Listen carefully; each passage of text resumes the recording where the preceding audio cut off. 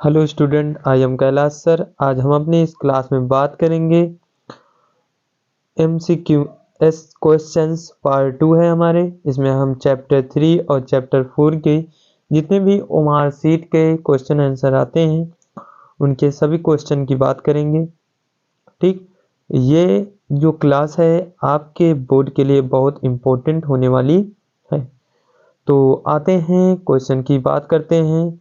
सबसे पहले question chapter number 3 के क्वेश्चन की बात करते हैं जो MQR क्वेश्चन आते हैं, मतलब ओमार सीट के जो क्वेश्चन आते हैं। पहला जो क्वेश्चन है, why was the aeroplane twisting in the air. इसका जो राइट आंसर होगा at it was a stormy night होगा। ठीक है, फिर पूछा है दूसरा question, what was the purpose behind calling Paris control. Paris control में फ़ोन लगाने का उद्देश्य क्या था? To know details about landing, उतरने का समय पूछने की डिटेल्स सूचना पूछने के लिए था।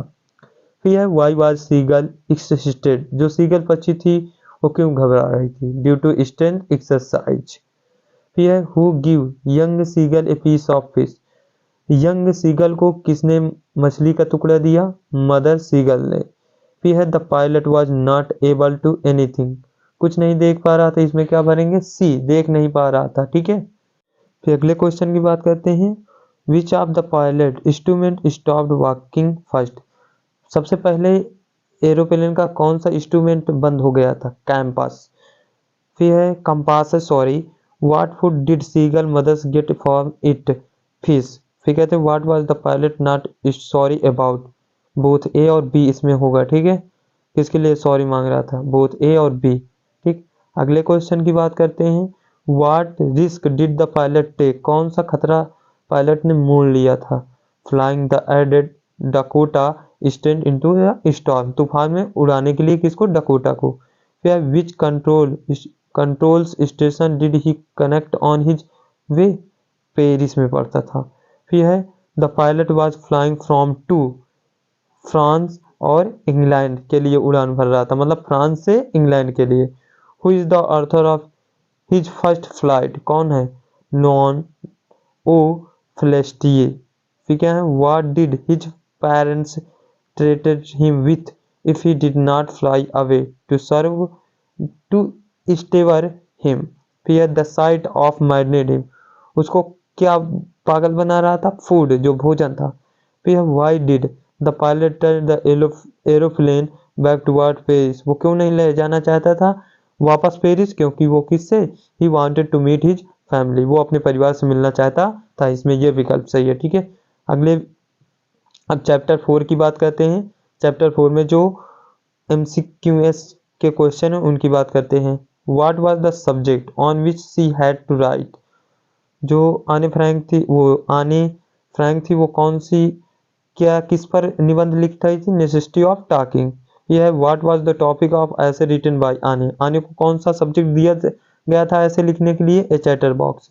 यह हाउ डज आने एक्सप्लेन हर फादर, अपने अपने डायरी में आने ने अपने पिता के बारे में क्या बताया है? ए एडोरेबल फादर, वो एक क्या है? एडोरेबल फादर है। फिर who is Anne's long awaited friend, her diary है। How does she want to बिग her diary by giving an introductions. ठीक है, ये होगा। फिर on which date did Anne recorded, क्या है? On which date did Anne record the incident in Mrs Keesing class in her diary?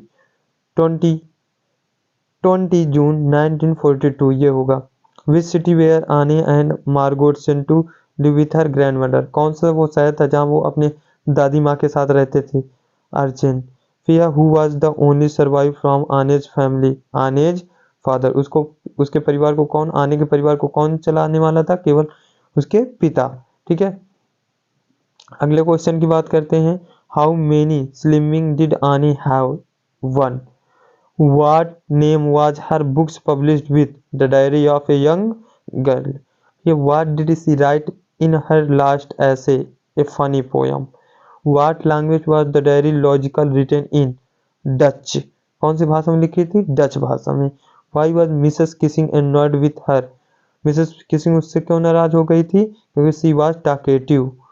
Why does Anne want to keep a diary? She has no close friend. Anne इसलिए एक diary रखना चाहती थी कि उसका कोई क्लोज फ्रेंड नहीं था। फिर कहते हैं who would Anne allow to read her diary a real friend if she got done, if she got one है, ठीक है। अगर वीडियो अच्छी लगी हो तो प्लीज़ लाइक कीजिए, कमेंट कीजिए और ज़्यादा से ज़्यादा शेयर कीजिए और सब्सक्राइब कीजिए हमारे चैनल कैलाश सर 1 को।